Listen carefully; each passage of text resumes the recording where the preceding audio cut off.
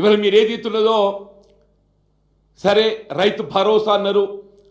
ఆనాడు కేసీఆర్ గారు ఏదైతుందో పంటకు 5,000 చొప్పున 2 పంటలు 10,000 రూపాయలు రైతు భరోసా కల్పిస్తే వీళ్ళ వరంగల్ రైతు డిక్లరేషన్ వీళ్ళ కేసీఆర్ గారు కేవలం 10,000 ఇస్తున్నాడు, మేము వస్తే 15,000 ఇస్తామని చెప్పిండే.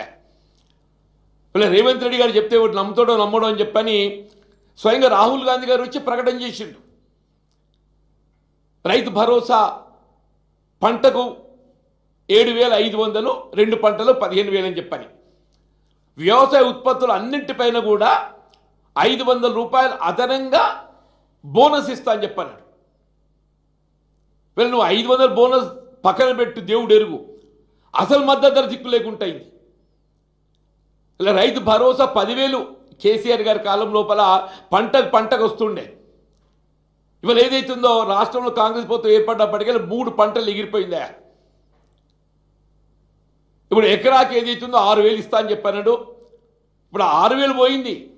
అదనంగా ప్రతి క్వింటల్ రైతు ఏదైతుందో నేను చెప్పిన ఆర్ఆర్ ట్యాక్స్ రూపకంగా ఒక 30 క్వింటలు మనం దిగుబడి ఆశించినా కానీ 30 × 250 7,500 రూపాయలు ఏదైతుందో రైతు అదనంగా నష్టపోతుందని చెప్పి అంటున్నాయి. నీ రైతు భరోసాకు ఉల్టా పోతుంది. ఇది కేవలం ప్రభుత్వ నిర్లక్ష్యం.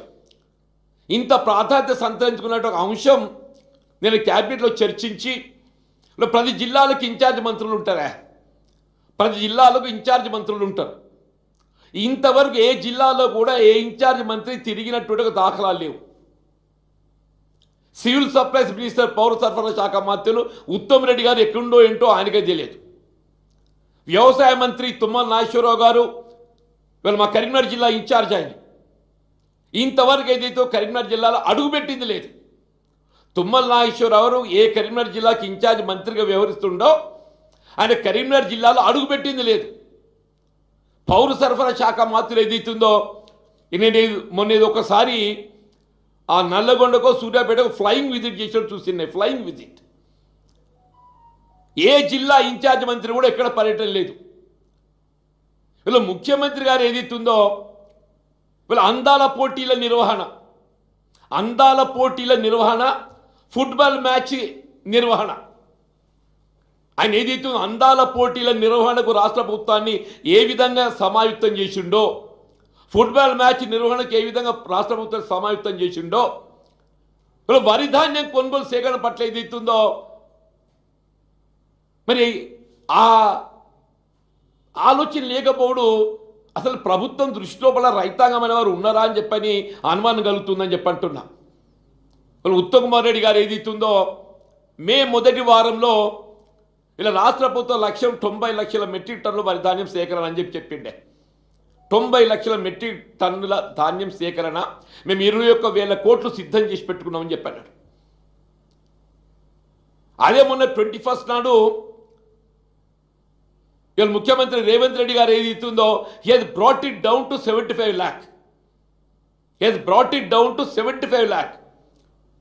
ఇలా పౌర సరఫరా శాఖ మంత్రులు ఏదైతుందో ఆరంభంలో 90 లక్షల మెట్రిక్ టన్నుల ధాన్యం సేకరణ ప్రభుత్వ లక్ష్యం మేము 21,000 కోట్లు సిద్ధం చేసి పెట్టుకున్నామని చెప్తే వీళ్ళ ముఖ్యమంత్రి రేవంత్ రెడ్డి గారు ఏదైతుందో అది 75 లక్షల మెట్రిక్ టన్నులు కుదించిందే. మరి ఇంకా 15 లక్షల మెట్రిక్ టన్నులు ఎక్కడ పోయింది? ఆయన చెప్పిన లెక్క ఏదో 45-46 లక్షల మెట్రిక్ టన్నులు సేకరించడం చెప్పని.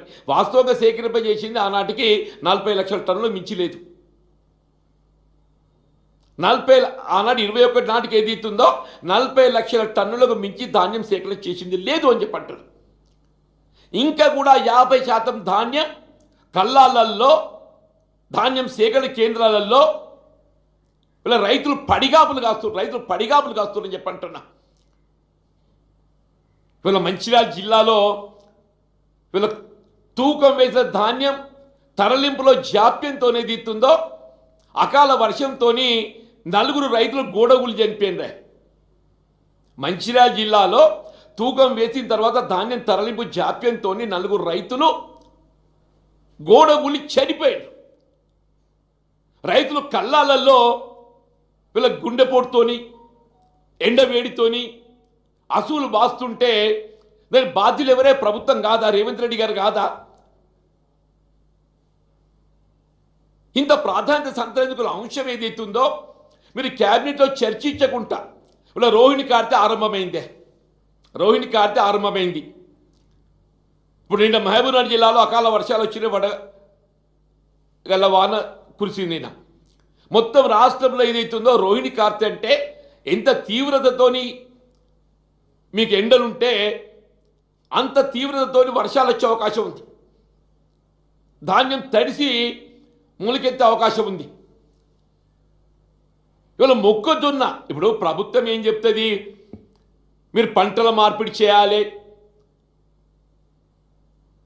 ఇవాళ వరి సాధారణ పంట నుండి ఏదైతుందో మీరు మొక్కజొన్న కానీ పంట దినుసులు కానీ నూనె గింజలు మారాలని చెప్పి అంటారా?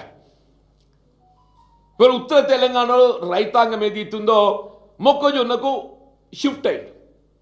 మొక్కజొన్న షిఫ్ట్ అయితే ఎకరానికి 40 క్వింటాలు వస్తాయి. మొక్కజొన్న ఎకరానికి 40 క్వింటాలు వస్తాయి. ప్రభుత్వం మార్ఫెడ్ ద్వారా ఏదైతుందో మీ 25 క్వింటాలు సేకరిస్తామని చెప్పంటే మిగతా 15 క్వింటాలు ఎక్కడ పోవాలి? 15 క్వింటాలు అంటే క్వింటల్కి 500 రూపాయలు నష్టపోయినా 75 రూపాయలు నష్టపోతాడే. నువ్వు సేకరిస్తాన్న 25 క్వింటాలు ఇంతవరకు సగం కాలేదు. మొక్కజొన్న ప్రభుత్వం మార్ఫెడ్ ద్వారా సేకరిస్తామని చెప్పని పేర్కొన్న 25 క్వింటాలు ఎకరాన్ని సేకరిస్తామని చెప్పన్నారో అది సగం కూడా కాలేదని చెప్పి అంటున్నా. సేకరింపబడ్డ మొక్కజొన్న చెల్లింపులు లేవు.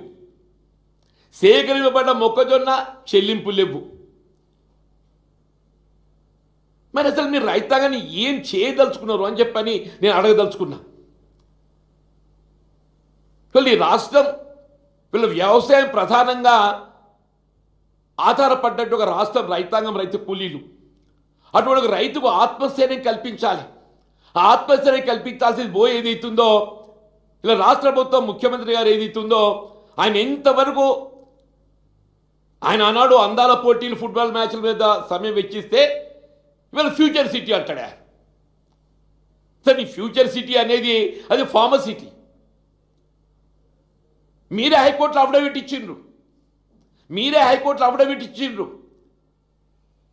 ఏ ఫార్మసిటీ కొరకు ఏదైతే భూములు సేకరణ చేయడం జరిగిందో మేము అక్కడ ఫార్మసిటీని నిర్మాణం చేస్తామని చెప్పని రాష్ట్ర ప్రభుత్వం హైకోర్టుకు అఫిడవిట్ ఇచ్చింది. అదే ఉన్నమాట హరీష్ రావు గారు ఏదైతున్నదో వీళ్ళు ఫ్యూచర్ సిటీ అనేది ఇది మభ్య పెట్టడానికే తప్ప ఇది అమలు జరిగేది కాదు. ఇన్నిటికైనా మళ్ళీ ఏదైతుందో రాష్ట్రంలో బీఆర్ఎస్ ప్రభుత్వం అధికారం రావడంతో వీళ్ళ పరిశ్రమలకు ప్రోత్సహించే విధంగా పెట్టుబడుల ఆకర్షణ కొరకు ఏదైతుందో ఏ ఫార్మసిటీ కొరకు సేకరణ చేయడం జరిగిందో మేము దాని మీద ఫార్మసిటీ ఇండస్ట్రీస్కు దాన్ని వినియోగిస్తామని చెప్పారు. దానికి ఉలిక్కి పట్టం ఎందుకే శ్రీధర్ బాబు గారు ఉలిక్కి పట్టం ఎందుకే అంటున్నాను నేను. మీ ప్రభుత్వం ఏదైతుందో మేము అక్కడ ఫార్మసిటీ ఇండస్ట్రీ ఏర్పాటు చేస్తామని చెప్పని హైకోర్టుకు అఫిడవిట్ ఇచ్చింది, అయ్యలేదే. అదే మాట హరీష్ రావు గారు అన్నారు. మీ ప్రభుత్వం ఏదైతుందో హైకోర్టుకి ఇచ్చిన అఫిడవిట్ను వారు పేర్కొన్నారు. ఇంకా పోతే కాంగ్రెస్ ప్రభుత్వం పార్టీ ఎన్నికల సమయంలో మేము ప్రభుత్వం అధికారానికి వేసి ఆ భూములను తిరిగి రైతులకు ఇస్తామని చెప్పిండే. కాంగ్రెస్ పార్టీ ప్రభుత్వం గట్ట ఏర్పాటు చేయిస్తే మీ ఫార్మసిటీ కొరకు సేకరించబడ్డ భూములన్నీ ఆ రైతులకు తిరిగి ఇస్తామని చెప్పన్నారు. ఆ తిరిగిచ్చే పోయింది.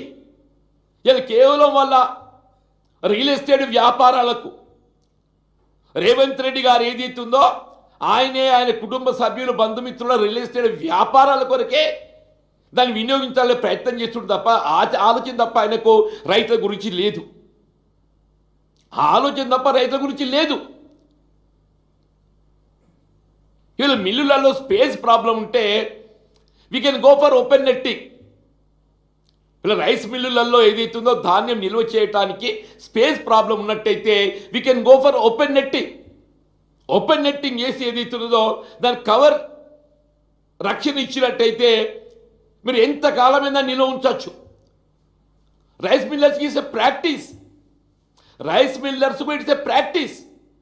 మిల్ గో డౌన్ నిల్వకు మించి ధాన్యం సేకరణ చేసే పరిస్థితులలో ఓపెన్ నెట్టింగ్ వేయటం అనేది ఇట్స్ ఎ ప్రాక్టీస్. ఇక మీరు ఏదైతుందో అసలు ఓపెన్ నెట్టింగ్ ఆలోచన లేదు, ధాన్యం సేకరణ పట్ల ఏదైతుందో బాధ్యత లేదు, అసలు ట్రాన్స్పోర్ట్ మూమెంట్.